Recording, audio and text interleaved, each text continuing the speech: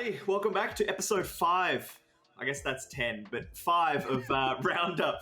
Not quite there. Not quite there yet. Halfway to 10. Exactly. We've got a bit of a quieter show, I guess, this week. Less roster moves. The leagues are just sort of happening, progressing as expected. But in terms of the big breaking news, there just hasn't really been anything lately. And I've written down for OCE that might just be a good thing every now and again to not have any news. Yeah, for sure. So we've got no hot off the press. So I guess, I don't know. How are you? What's some news going on with you, Lou? Just getting through. Been playing some CS lately, watching a bunch of CS lately. As you do, I guess, especially when you're global, right? Right? Yeah, definitely. Yeah. I'm definitely good at the game. Nice. Any of those teams out there looking for someone, of course, I'm definitely your guy to pick up. Pick us up. I'll coach. I'll be an analyst. Before we jump into the small amount of news that we do have, of course, big thanks to not only Snowball for putting the show up and whatnot for us, but Blue Microphones, our presenting partner, making sure that I sound nice and beautiful. Indeed. Massive ups to both of them. We'll just jump into the news, I guess. We've got one roster change, and that is Mega 2F going to COG. Yeah, it's been a quiet week. That this is the first news story that we bring up, of course, but still an interesting move. That's pretty much the only noteworthy roster move that has happened this week. But yeah, look, Mega 2F, he was IGLing for Silex, right? They were doing pretty good. Silex coming in as this sort of team that, like, post ESEA, post all of that, just kind of breaking out, coming through.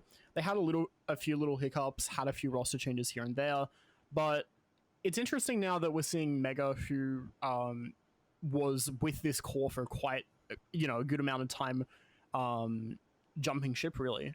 And the fact that is the team's ideal, the fact that it's kind of unfortunate for the Silex guys, but at the same time, for him, that's definitely a really good opportunity, because caught off guard, they've been playing really well. They have some great players on there, especially after picking up APOC not too long ago, especially after all the different things that has left them with the roster they've currently got. So I'm not too sure that Mega is IGLing on this team. I would think, given that's where he's specializing, that he might be, but time will tell what really where they seem to get the roles together and get everything there. With Silex, though, that's kind of left them in a pretty shitty spot in a way. Yeah. They're looking for one. They're still playing out mid-season. They're still looking to finish out. They're playing both LPL and they're playing ESEA Premier. And literally the first game they had to play, right after, not even 24 hours, I believe, after Mega left, was against Caught Off Guard. So they had to field a substitute for that one. But kind of brings me back to... They had a hashtag Snake2F or something on their post, and I was like, whoa, the shade is real, but all banter, I hope. Yeah, I saw that from Keo, and yeah, pretty funny. I'm hoping it's just a bit of banter and not actual shade, but they played off against each other, and it kind of reminded me of a few weeks back seeing Renegades versus Mouz on the bigger stage, of similar kind of thing where IGL leaves and then plays their old team first up. It's just this, but locally in our region. It's so weird because we'll get into it. It's like you said, he's got an opportunity at COG. I just like calling them COG.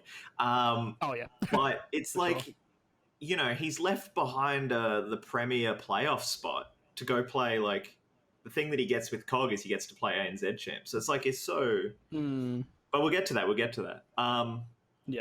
Overall, that's really the roster move that we have this week, and that's kind of it.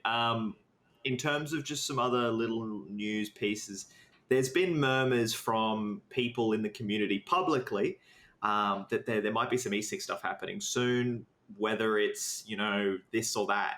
We're not really sure because we won't know until ESEA do something about it. But I think it's important to stay tuned to what is happening there, because, again, there's a lot of stuff being said out And if you're listening, you might be able to have an idea of what that might be. But that's all we know. There's a few people listening who have a bit more info than we do at this Exactly. present time. But look, hoping the best for the players involved and stuff like that. Obviously, won't get too into what that's been around because none of it's official yet, and there's just there's no details that are concrete. But hopefully by the time we do the next episode, we'll have a lot more to talk about in that regard. Yeah. We'll jump into some events, some event coverage, some of our beautiful Australian leagues. And we'll start with my favorite, LPL. So we already covered off on the COG debut with Mega. So run us through some of the other matchups that were worth talking about. Yeah, so LPL Pro started this week, which is the main league that we're really covering. That's, as I've said before, that's pretty much their equivalent to ANZ Champs, to ESEA Premier. You can kind of think of it as their premier product, right, that they've delivered, where they've got like production behind it, they've got some casters, except they're doing it remotely, not a studio setup like ESL has with ANZ Champs. They're doing a slightly different format where it's just pretty much an opening round bracket seating straight away with a lower bracket underneath. We got to see an opening round come through where we saw it was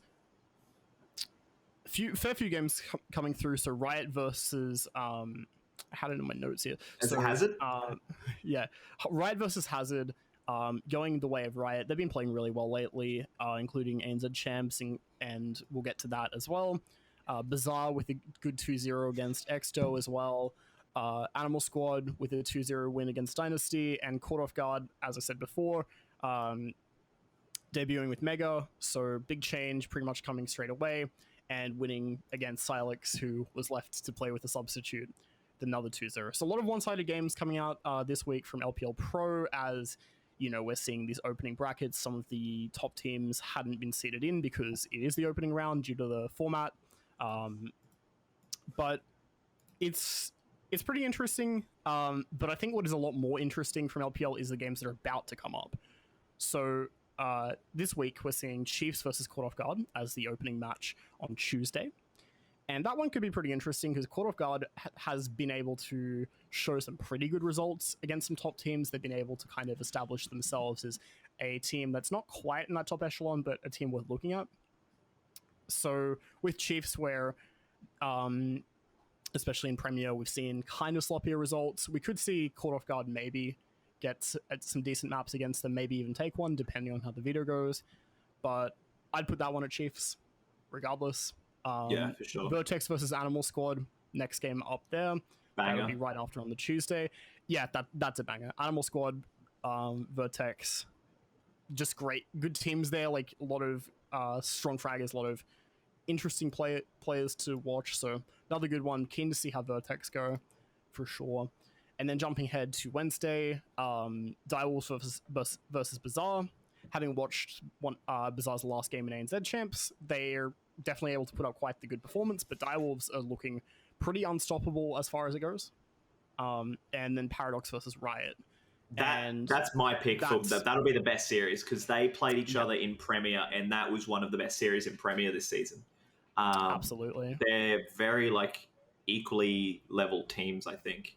So that's my pick. I'm jumping in to some LPL coverage here to say watch that game because I reckon it will be banging. Yeah, for sure. Riot has been very interesting to watch as of late. Seeing players like 2D especially firing up, Fiend leading them, and Cheeseball as well, just having some real impact plays. There's some really good players on that Riot roster that really make the games very interesting. So I'm keen to see how, compared to Paradox, where we were talking about it before, how Paradox is kind of the more strategic type team, not as much firepower, but rather making the big brain plays and going for all that kind of thing. It could be very interesting to see, especially depending on how the map picks go and all these little uncertainties. But yeah, that's going to be a banger of a series, really. All best of 3 matches. So fingers crossed. I love the BO3s. It really is. Because there are teams like Paradox and VERTEX, right? I love their map pool because they've got all the specialist maps in there. So good. So good. I could talk about hours, for that Paradox, right? Yeah, for sure. Cool. Well, that covers ESEA that Premier. covers off. We'll go to Premier next. Yeah. Yeah. So there, I've written there were a lot of matches since we last recorded, but I don't actually think there was. I don't think there was many because it was sort of the end of the regular season. Order had already won all their games. I'm pretty sure they had a perfect run, and then 8-0. From Group A, we also had, this is the same group as Order. We had VERTEX, who I think dropped one match against Order, and then Rooster and Silex came through after that. Really weird stuff happening toward the end with Rooster forfeiting their head-to-head game against Silex. They still barely qualified just on round differential ahead of Dynasty. But that was really interesting. So that's the 4 teams coming from Group A.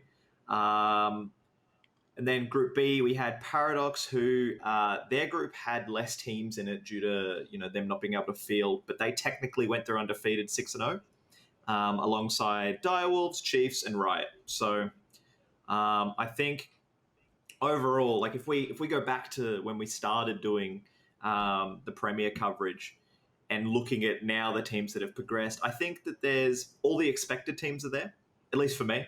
And then there was just sort of like, for me, it's like Silex. I'm pleasantly surprised, but not too much by, Paradox and Riot, like sort of expected, and Rooster getting through. But overall, I think the way that this bracket's going to play out, and we do have the playoff draw, so I guess you can run us through that. But I think overall for this remaining 8 in this season of Premier, it's kind of like, for the most part, for the mess of the season that it was, it's worked out pretty well and as expected. Yeah, for sure. I think now that things have started to even up a fair bit, some of the best games that we are going to see from Premier this season, I think, are in these playoffs. So these playoffs are not slated to be until the 13th of April, which is about 2 weeks, give or take, from when we're recording this on the 26th. So these games, though, they're looking quite interesting, where we're seeing Paradox versus Rooster, Chiefs versus VERTEX, which I think will be another interesting game involving the Chiefs there. Direwolves versus Silex, where I think that game will be a bit more one-sided because Direwolves on the high echelon versus Silex, not really as experienced, but still making it through to playoffs, which is quite the achievement from them, really. And then Riot versus Order.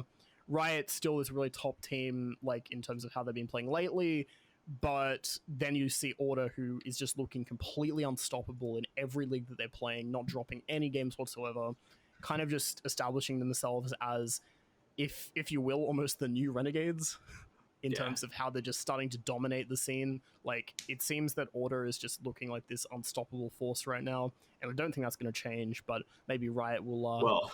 until Renegades get back. Opposition, at least, Yeah, that's true. A movable object will stop the unstoppable force. Exactly. But some really good games there, all best of 3s, as we've seen from Premier. Those are all starting the 13th of April. I do believe we'll have another episode out before then. Yeah, so times might change as well. Yeah, because there is potential for some roster changes to come out here before these games happen. So,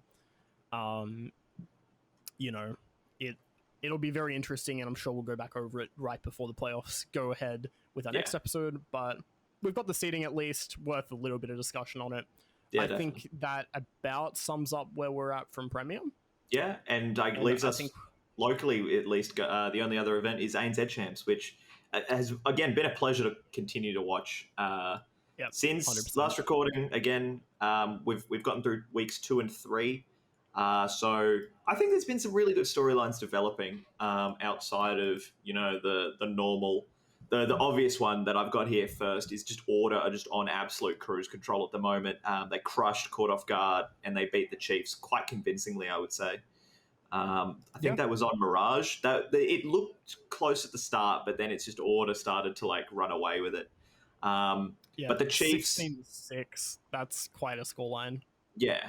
The Chiefs are looking a lot better in ANZ Champs than they were in Premier. Whether this is like a slow start or, just molding together or just not enough time, pracking, swapping IGL, all this crap, whatever it is, starting to, come together a little bit, beating VERTEX on Dust 2. That was a banger game, actually. And then, of course, they dropped their Week 3 match to Order, which puts them at 2-1,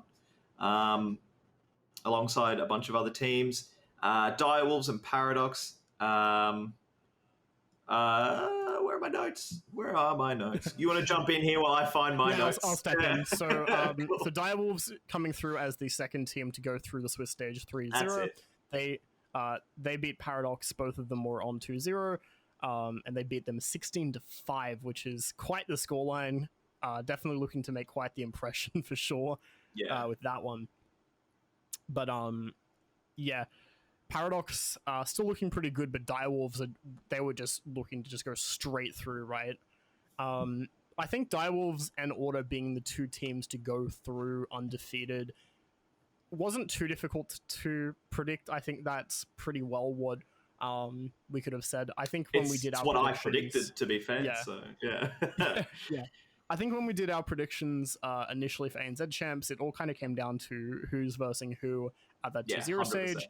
I put Chiefs to also go through 3-0, and I think that maybe would have happened if they weren't versing Order. It really just kind of depended on that draw, and unfortunately for my predictions, that's how it went. But I think Chiefs will still get through. We'll talk about the matches in a sec, but some really good games there overall. And it's starting to look like this playoff the stage 2 with the playoff starting is kind of starting to take shape as we're starting to round out the season of ANZ Champs, at least for the groups. Coming up in the feature piece, I've done an interview this week with Brace, but he said some really interesting stuff that's relevant to this section, at least in that, he really likes Paradox, which I think was cool. And I did an interview with some Paradox players earlier too, which you should check out on this channel, where they were talking about, I just think they're a really exciting team. So, moving forward into these like 2-1 matchups, it's going to be, I kind of want these teams to get through. That VERTEX game against, was it Simplicity? What was the one on Nuke? I think it was Simplicity. That was really good. But it's really interesting what's going to be happening because, again, relevant to the interview I'm about to do. They've got a different roster. Overpass. Whatever the most recent game that they played was Nuke, because they got in the last round. I remember Attic got his ace in radio, and then PZ got his ace in lobby. You're thinking against Ninja. Was it Ninja? Right? Okay, same team. Yeah. they played because they did play Simplicity earlier in the season. Yeah, right. I've just got those the wrong way around then. But I think that it's going to be amid their roster instability. I'm so impressed that VERTEX is still playing very well. Obviously, playing with Smooth Cream here. After looking around, it looks like, and I guess we've seen it with COG bringing in Mega. If teams do want to make roster changes, ESL are pretty chill with it as long as they retain the core, I believe. And just maintaining that core is just 3 players. So whether or not we see them, pick up a different stand-in or a player full-time in the next stage of ANZ Champs will be really interesting. But otherwise, we've got the 2-1 matchups for the 4th week, and we don't have the 1 and 2 matchups yet. So we know which teams might be, getting ready to go through based on their matchup. But based on the matchups of who might be going home, well, we just don't have those yet. But going home as if that's not where they're already playing from. Well, yeah, you know what I mean. But I think I don't know. I've really been enjoying ANZ Champs so far. It's just going to sort of be who can get ahead of Order because no one can. So we've got the 2-1 matchups, as Ash said. So these teams we've got Chiefs versus Riot, Paradox versus Simplicity, and Dynasty versus VERTEX as the round 5 matches for them, or the round 4 matches rather, not round 5. So whoever wins these next few games are going to be going through, get that magic number of 3 wins. I think some of these games, again, looking pretty one-sided. Chiefs versus Riot, that's definitely one where I think, again, Riot looking pretty strong, but it's still a little bit up in the air as to as to how that one will go, I think, because Chiefs have still been looking a bit questionable, whereas Riot have been showing themselves to be quite strong. And given that it's a best of one, I mean, I think there's some upset potential. Yeah. But that's also still being kind of hopeful for Riot in a way, because Chiefs, at the same time, they're Chiefs. They should be able to just win this one.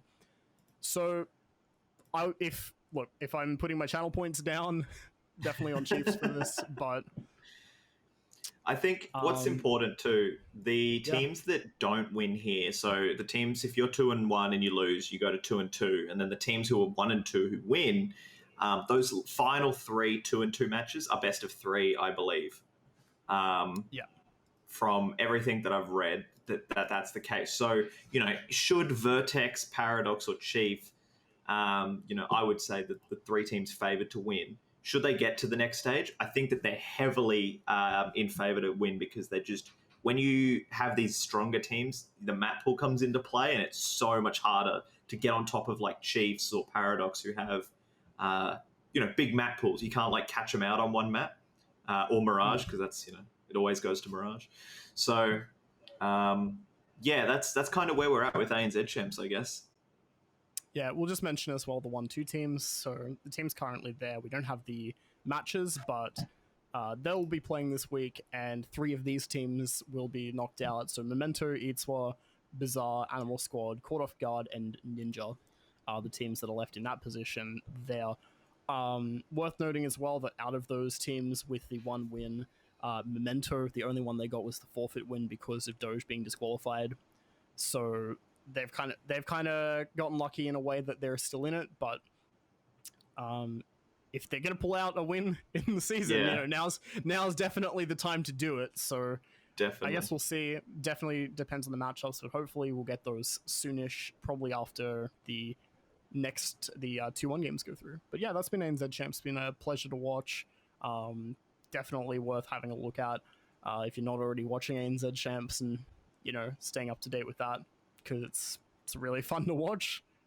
I've just thought of a brilliant gag that I didn't prepare in time that I could have done on the whiteboard, because we're going to go overseas right now and start looking at some of the international teams. And I thought maybe I could have like a little plane on my whiteboard and be like, psh, like the flying overseas to Europe, because there's a lot of teams and players from Australia currently over there. But the first one breaks my heart to like, it just destroys it. It's EXTREMUM, and I have written, I do not want to talk about them, because it's the same BS. They can't get these deep runs, and it hurts. They have finished 9-12 at the hands of Namiga in the Pinnacle Cup, so at least they got out of Swiss this time. And then they had what an improvement. Yeah, they had a semi-final really going finish. somewhere, aren't they? Yeah, and then they played in the CIS Blast Premier Qual. Don't know why, but they had a semi-final finish to Spirit, who, sure, obviously having a fantastic run at Katowice, almost like a month and a bit ago now. But it's I was talking with some people in general about EXTREMUM, and I still believe that if you put them, you just insert them into an event like Katowice or Pro League where they're playing against the top teams again, I think they'll be fine. But there's obviously just cohesion issues. They don't know how to do you spend time practicing against these random CIS teams, or, these teams that aren't at the big events, or do you keep practicing against Astralis' strats and Vitality strats, whatever. And then when you come up against Namiga and they whip out something you've never seen before, I think that's a combination of things are happening. But man, EXTREMUM are poo. They're so bad. What are they doing? Oh, it's so unfortunate. Yeah. I'm guessing they're playing the CIS ones because might have something to do with their organization, given EXTREMUM, I believe, is based in CIS, but not. I can't remember exactly where they're actually playing from. I guess they can't play an OCE, country, but yeah, exactly. But it's just a shame, really, because EXTREMUM definitely, at least around the 100 Thieves era, were kind of looking a bit promising, and then they just fell off, and they stopped playing for a bit, and then obviously, that's going to throw them out of order, right? But the fact that it's it's not like they've just gotten back together. It's not like they're obviously putting the hours in. They're obviously pracking. So why isn't it working? It looks like this whole move has just killed part of the magic. I don't know what, but it doesn't work anymore. That, and I think that it also comes down to, I was talking with someone the other day about it, but the actual allocation of where they're giving the players roles and how they're kind of playing it. I think they need to make a few changes in terms of how they're thinking about where they're placing people, where they're and changing up that strat book a bit to try and, you know, do something a bit different, because obviously whatever they're doing at the moment just is not working whatsoever. When we saw like EXTREMUM that this lineup was sticking together, bar JKS, and bringing in Bented, it looked like there should have been a lot more coming out. Like, we'd be able to see a lot more results, like we'd be able to see a lot more interesting stuff happen, right? Because this team was continuing, and now they're, you know, they're moving region, but they're still the same core, right? You know, and then they've just completely shit the bed ever since that, almost 2 months ago or so. So it's really hard. It's really difficult, because it's now at the point where it's like, look at it, and we'll get to them in a sec, but even like Renegades still playing things like ESL Pro League and still playing these higher tier events and playing more notable teams and arguably doing better in that case, like, makes me think it'd be interesting to see a head-to-head if they were to play a tournament together, EXTREMUM versus Renegades, because I don't think EXTREMUM are in good shape right now, and I think at the very least it'd be close. But I guess it's just disappointing. It's on the topic of shitting the bed, it leads us nicely into Mouse Sports, because quite frankly, they shat the bed in Pro League. Their group compared to Renegades, so Mouse are the only Group B team we're going to talk about, because you know, Dexter's Mouse Sports, right? But man, they had Nip going through 4-1. You know, Nip are sort of this, like, they've just turned things around. They're playing really well at the moment, so that's fine. ANZ, this completely new lineup. G2 has ridiculous issues right now with, you know, Kenny going and Nico, God Emperor Nico. And then that just leaves, you know, FaZe Clan essentially in the same position as Mouse Sports, like just bringing in a new IGL. And, you know, Vitality has their own issues. So again, just like Group A, all these teams have like flaws in it and stuff. So it's a really good opportunity to just cheese out some wins, especially when you've got like Rops. You know, we know Dexter is very individual, or can be at times, but they only won one of their games, and it was against G2. They lost. They lost to Nip. They lost to Vitality.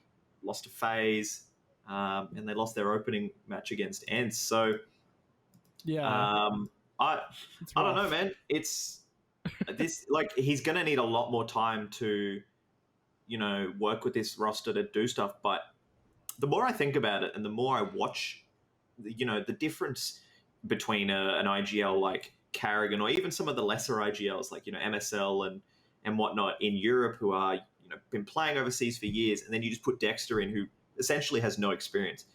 I worry about this project every day. Like, if he put it this way, if he loses Rops, this team's dead in the water. That's what I think. I think this team is all the Rops. difference.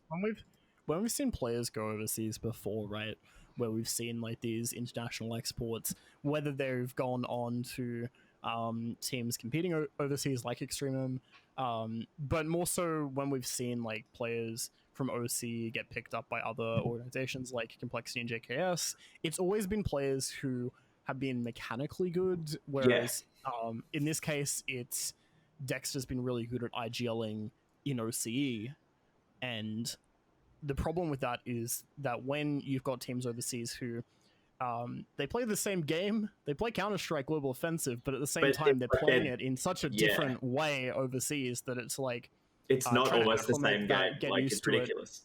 Exactly. Teams play CS so differently that it can be very, especially regionally, when you consider playing just in one region where a lot of the players get swapped around, a lot of the players kind of fit within this closer circle because the OC scene is quite a lot smaller, and so the same kind of things go back and forth, right? The same kind of approaches to CS. Whereas you take that an IGL from there, plop them overseas, where he hasn't had that experience to play internationally to get used to all this. I'm sure he's watched all the demos and stuff like that, but compared to actually having to counter-strat them in the server and get all that down, I think that it's going to take a lot longer for Dexter to get used to and really learn a lot from this. Yeah. But I think the fact that they were able to get a game against G2 is quite notable, given how G2 is still looking to be like one of those really impressive teams. Just even star power alone. Yeah, even though they have had their own fair share of issues, that's still a pretty big accomplishment in particular for an OC player, and by that as well, an OC-led team. Yeah. But yeah, look, as you said, if Rops is out, then the team's dead in the water as far as I'm concerned. As much as that kind of hurts to say, given that this has been an interesting lineup and an interesting project to look at, and especially with Dexter involved. But yeah, it's not happening as quickly as a lot of people have hoped. Yeah. I think that it will take time, and I think that they've certainly got a fair bit more time before you can truly call it, not really working out. But I don't know. Yeah, exactly. I guess we'll see how it goes, right?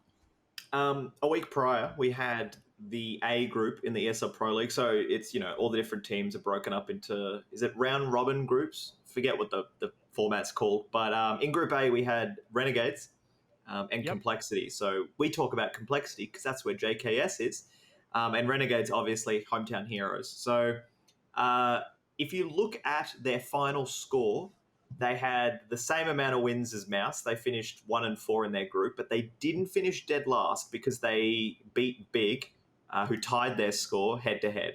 And it's a shame. I watched that entire Big series, and it was just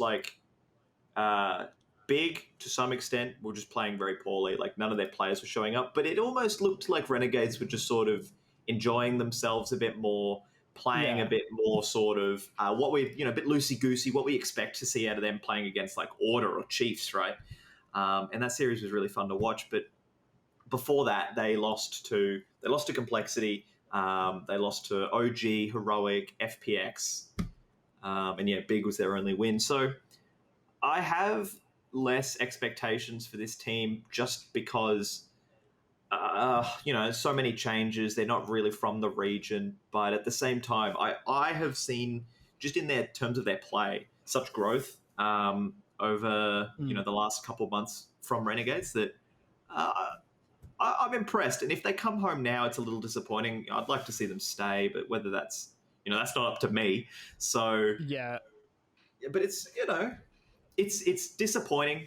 I would have loved to see them do more, but if they are confident with the practice they've got and the stuff that they've learned, and you can see that in the server, then big ups to the boys, to be honest. Yeah, for sure. Not sure exactly what Renegades are doing as far as I've heard they're coming home in the next week. Yeah, from what I remember seeing a few days ago, Sicko put up a post on his Instagram saying how he managed to sneak in a slot to return back to New Zealand for the first time in 1.5 years. Although nice. he's gonna have a 2-week quarantine, so getting to go back there, getting to go back home, definitely a good thing. But it would be interesting to see how it would have gone if Renegades had stayed in EU. Yeah. But look, I think we kind of all saw this coming, where even when these players joined Renegades in the first place, the whole thing was they still wanted to live in Australia. They didn't really want to commit to going internationally, which, that's a big decision to make, just to move overseas and move all your life away for Counter-Strike, as good as you are, right? But I don't know. It still would have been really nice to see a bit more from them in terms of EU, but even still, I think the fact that they've been able to get overseas and play these last few weeks, right, it's definitely helped them. You can definitely see that as they're playing, it almost seems like they're improving with every map that they're playing, and I think you can tangibly see that when you're playing, especially with the roster move with Ali. It's almost trial by fire. So the way that they've dealt with the hand they were given, I can't fault them. Yeah, no, for sure, for sure. I think the fact that losing their IGL, we still don't know who is IGLing for them, by the way, but losing their IGL... Not officially, at least. Not officially, at least. But having Ali come in, have a new IGL, and having basically 2 weeks to get themselves ready before their first officials, right? That's a lot of shit to deal with all at once. Oh, yeah. So the fact that they've been able to acclimate that well, Alistair especially being a really good piece in helping to do that, having played with all of his current teammates across former rosters in OC before, so they all have a pretty good idea of what it's like to play with him, what his playstyle's like, as does he with them. Then adjusting to that new IGL and getting the roles all sorted out. I think that if they'd stayed in EU, would have been a lot more interesting. I think we would have seen a lot more development in that aspect in terms of getting used to the roles, but they're coming back, and it'll be interesting to see what they do in the local scene before they get to go overseas again. Yeah, for sure. And that just tear it up is what I'm expecting. Yeah.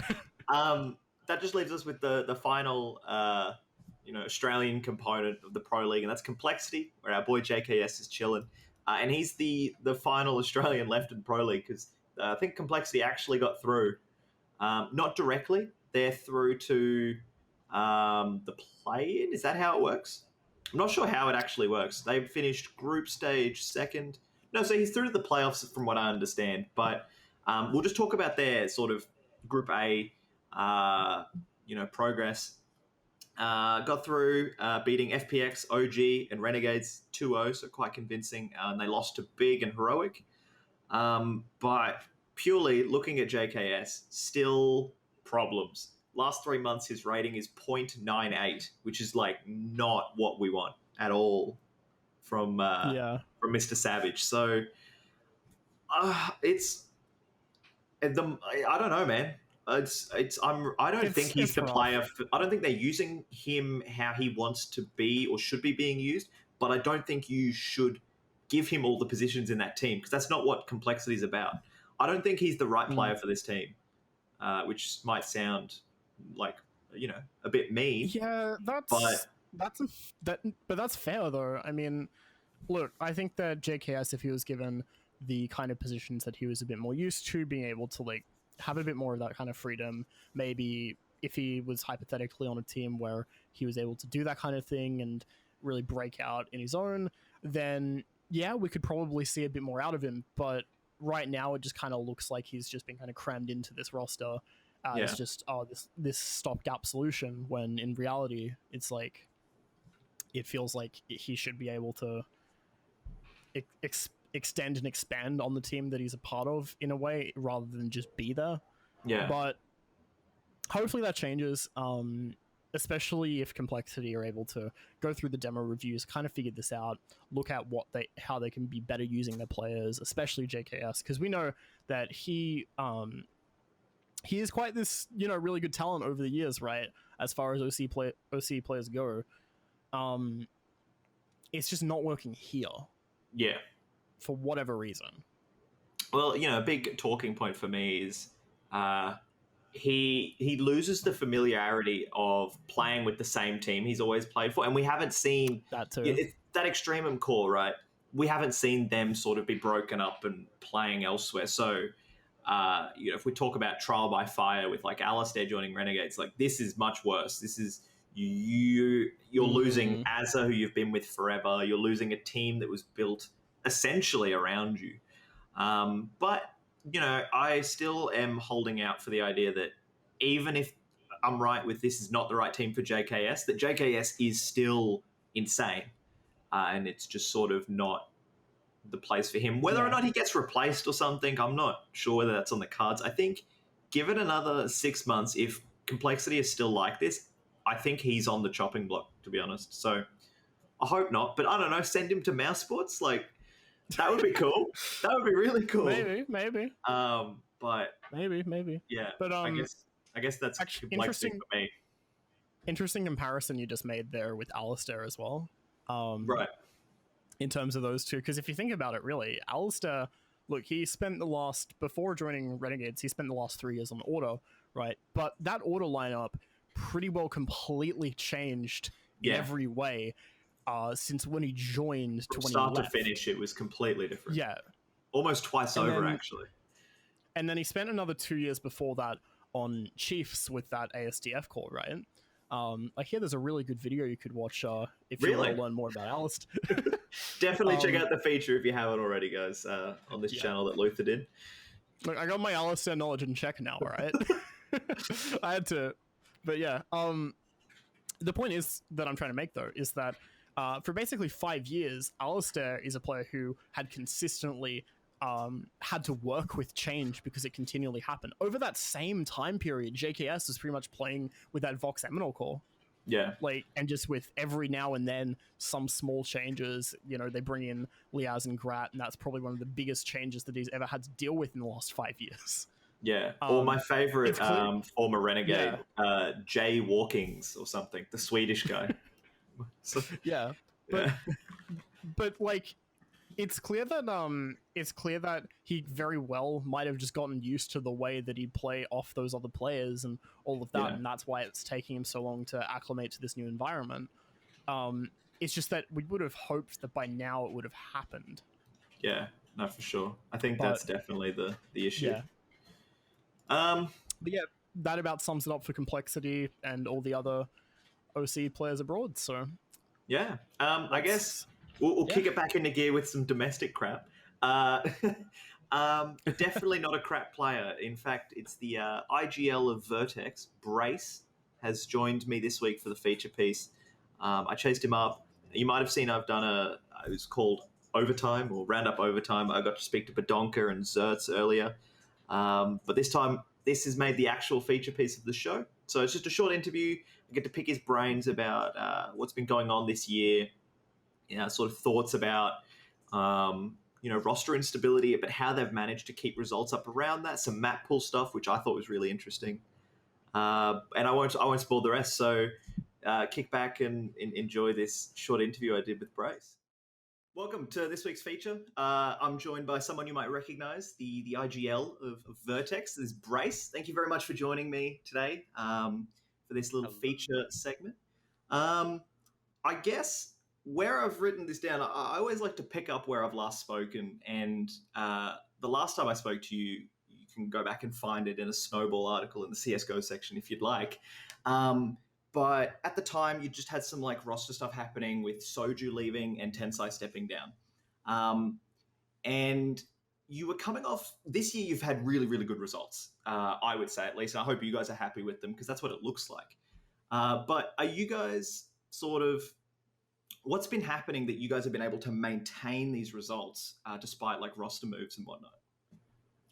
I wouldn't say we're too pleased with our results, even though we went 7-1 in MDL. Yeah. But to be fair, the level of competition wasn't great, and we had a lot of close maps where we probably should, on paper, just be 6ing them. But I think just how we play with me and Jordy doing a lot of her mid-round calls, it puts us in a good position, no matter who our 4th and 5th are, to just outperform the other teams that are kind of just calling from spawn and stuff like that. Bringing Will in, or your Wombat, as people might know him, would you think it's fair to say that he wasn't necessarily on a lot of people's radars to come into sort of one of the more top teams? Yeah, I'd say that. I'd say even... So originally, before the season, before the ESEA bans, he was joining Control. Right. And then me and Peasy were the ones that really recommended him to Control. We're like, you guys had to pick up your Wombat. You had to pick up your Wombat. And then we had to convince them to give your Wombat a trial. They gave him a shot, and they just loved him. So when we were looking for a 5th, we just took him back out of Control, even though they got banned. But yeah, Will is one of the most hardworking players we've ever seen. And the other thing is, he's just so good to have in TeamSpeak. It's like another Ruffleco, basically. It's so funny how he tells stories and all that stuff. So he's a good person to be in TS with, because if you're playing Comp CS, at our level, we scrim 5 nights a week, 5-6 hours a night. You don't want to be in TeamSpeak with someone you don't really like. So having Will there is awesome. How else have you been incorporating him into the team? Because from what it sounds like, he's very valuable in just a morale sort of point of view. So what makes him more important to have on the team as opposed to like maybe other players who are skilled in different areas? Yeah, so with Will, how we've changed our roles since even when we had Soju, I moved into the wing on T side, which means I can't make as many direct calls like I used to. And just the thought process behind this was making me play better because whenever I'm in a pack, I tend to micromanage everything. Yeah. So it got to a point where since the players expected me to micro everything, they just would do nothing like at points. And this isn't just on this team, this is on previous teams. So I just had to move out of there just so we're playing 5v5 CS basically. But Will is someone, we wanted to get someone which was Soju and then became Will, that had the ability and the confidence to call him in mid rounds. And Will's growing into that really nicely, a lot better than like I would have expected and before. So yeah, he just calls a lot on T side. That's about it. Cool. You mentioned PZ before, but I was looking through his stats, right? And in the last like 3 months, he's got like a 1.3 rating, and you just look back at like games and he's tearing shit up.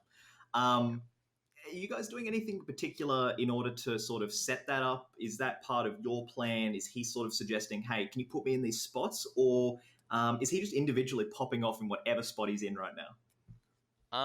I'd love to say we did something special with Jordy, but we picked him up on his like first ever like proper CS:GO team at practice, like just over 2 years ago now. And I think I taught him for like 3 months, 6 months at the start, and he just does his own thing now. Like I have not given him anything to prove because it's always we got to this point when we made the roster move for removing Tensai and when we had to replace Jay as well. I feel like the only thing holding Jordy back right now is us. Just like having a better team that wins more rounds. He's like an incredibly good late round AWPer. He's got all the variation. He's just a massive geek, basically. He finds a lot of our strats and executes. I think what PZ does well is he has really good comms in the mid round, which people wouldn't expect if they've just played like FPL with him or they just talked to him briefly. Yeah. He seems like a bit of a shy guy, but he makes a lot of calls. Whenever he thinks something's right, he just says it. And in the late round, he really values his life with York. And he's just really good at punishing because he knows when it's down into those 2v2s, like no one's going to be flashing off lines. He knows the fights he can take and is very confident in clutches. So that's why he drops the numbers he does. I'll put you on the spot. Would you say he's the best AWPer in the region? I'd say if we weren't so shit, he would be the best AWPer by far in the region. I honestly think it's just us holding him back. Like if we had a team winning more rounds, he would be the best AWPer. Right. Well, that's interesting because something I grabbed out from the last chat that I was reading back over, and something you said that one of the biggest problems you guys have is losing rounds to the more puggy, loose, sort of all over the place rosters. And like, back in the past, that used to be like if you came up against the Brewster lineup, it would be issues because they're just all over the place. You said once we solidify our position against these types of teams, we can safely be in the tier 1 zone. Do you feel like you've been working towards that, or you have sort of done this, or is there still world of improvement? No, I feel like we have not done this, but I feel like in our defense, it's just because we haven't been able to. We're not playing matches with the 5 we're practicing with. Yeah. I'd say we definitely have like we know how to do it now. We just need like to be able to play with our 5th, to be able to like finish that out. But yeah, I definitely think we know how to play against those puggy rosters. It also helps that they're all banned basically, so it's not a problem anymore. But yeah, I think like we've lost maps like in MDL. We've made like super close maps against the worst teams that don't rotate properly, and we just have an idea on how to punish that, like if they're not rotating properly now. I'm a big fan of your guys' map pool, and I'm going to say this from my observations is that you guys seem to be very proficient on the more specialist maps. And by that, I'm referring to ones like Vertigo, Nuke, Overpass. Is that by design? Is that something you do as the IGL, or as a team you guys go, let's do this? Or is it just you guys like those maps?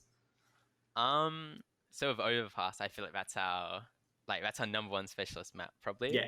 Even though we have dropped it in the past to Paradox and Avant. I feel like that's a map we've just always really enjoyed because of how you have to default on it. Yeah. And a lot of the other teams, like below like the orders, and even though they don't play Overpass, below order and Renegades, they don't like to default as much. So we feel like Overpass kind of punishes that. If you can't default properly on Overpass, you're just going to lose. But I think it's something I've been really cognizant of. Like, I was looking back like last year what maps we'd scrimmed, and I feel like we scrimmed a lot too much like Mirage, Inferno, Dust 2, where we Yeah. kind of already know how to play the map. It's just on Overpass we'll see a lot of more new scenarios and stuff like that in Vertigo. So we're trying to lean into those maps because a lot of teams don't pick them, and a lot of teams they'll play maybe like 2 specialist maps. They're never gonna play 3, or they'll never play 3 like good enough for us not to be able to pick them. So we're really trying to focus on our Overpass and Vertigo at the moment. Does it just make the vetoes like so much easier for you guys? Yeah. Like knowing you can really just hit the weak spots of like all these other teams. Yeah, which is like if you're trying to counter our map pool and like you just go into a Mirage pick or a Dust 2 pick, like it's still it's incredibly risky map to pick, right? Yeah. Whereas if you're good at Overpass, if you're good at Vertigo, you're gonna win it 90% of the time. If you're like the best team in the world at Dust 2, you're still gonna be winning it like 75% of the time. That's insane if you're winning that on Dust 2. But it's just more consistent maps to pick, in my opinion. You reckon like Overpass is your playground? Who are the other teams? We won't include Renegades, but from this region, who you think are also very good on that map? Direwolves? Yeah. Yeah, sure. Well, they would. Yeah, it sounds like you just think you guys are like the best, and no one is really sort of up to scratch. No. And I think the results, I think the results almost reflect that.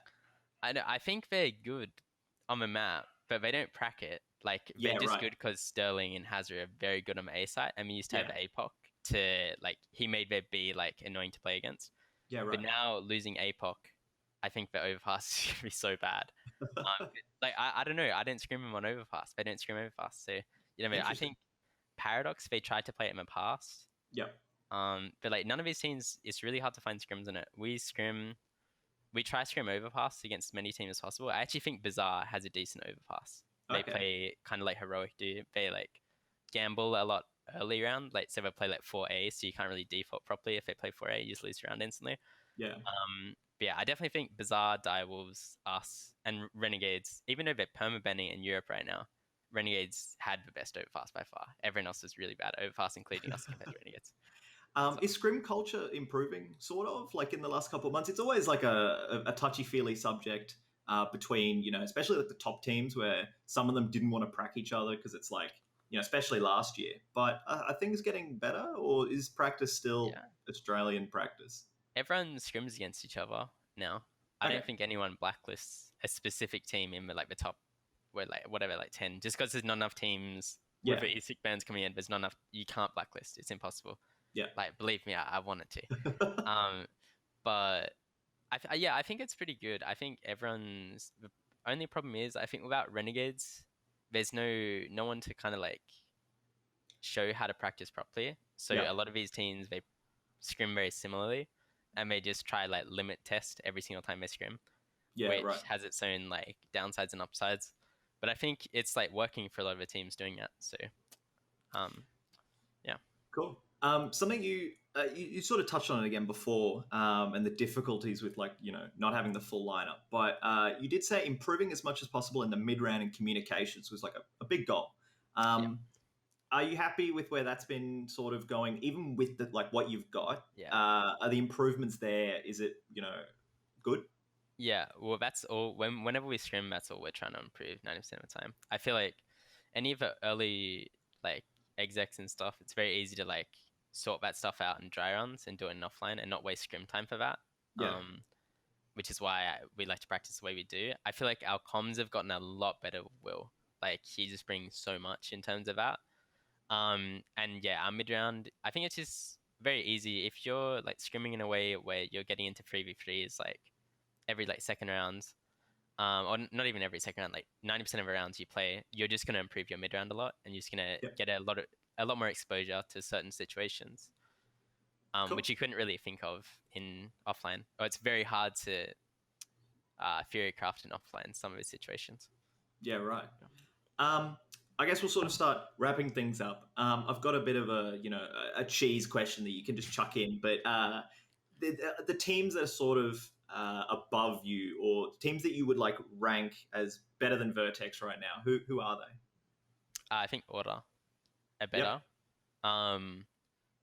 Is this with our fifth or without our fifth? Because I feel like You Okay, tell me. if you're ranking us without our fifth, I'd say Yeah. like probably Paradox, like Direwolves, they're definitely both better than us. With our fifth, we just blow those teams out of water. It's just not even close. Yeah, awesome. So you're basically you're gunning for like order, like Yeah, but they're in your crosshair. saying that, order a lot, especially without our fifth, they're just so much better than us. Like it's not even Yeah. close. But like when we get our fifth, I think that's definitely an achievable goal. Cool. Not even achievable. Yeah, it'll be very soon. As soon as we get our fifth, since we've been practicing with this fifth, we're gonna hit the ground running very quickly, and it's just gonna be an instant like snap in our level. I think. Awesome. Yeah, I definitely think Paradox are playing super well right now, and I'm excited to play them because we haven't played them in I don't even know how long now, like since the start of a year. So it'd be interesting. I guess is any I'll open the floor up to you, but do you have any sort of final words for whether it's supporters, haters, friends, or family? Just sort of anything you want to add at the end. Fuck Soju. But other than that, nothing. No.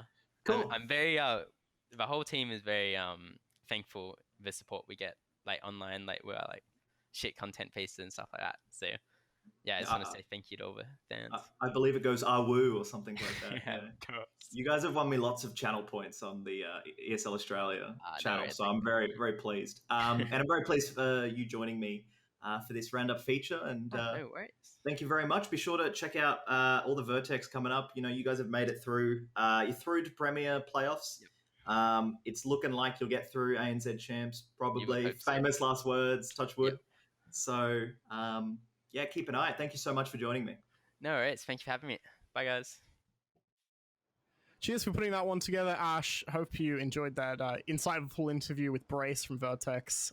Always good seeing that kind of stuff with players. A lot of player-oriented content coming out. So great seeing that coming from you. And be sure as well, if you liked some of that, to also check out Ash's earlier interview this week with Zertz and Bidonka from Paradox. That's Definitely. Also on the Snowball Esports YouTube channel. So be sure to go hop over and check that one out after this video.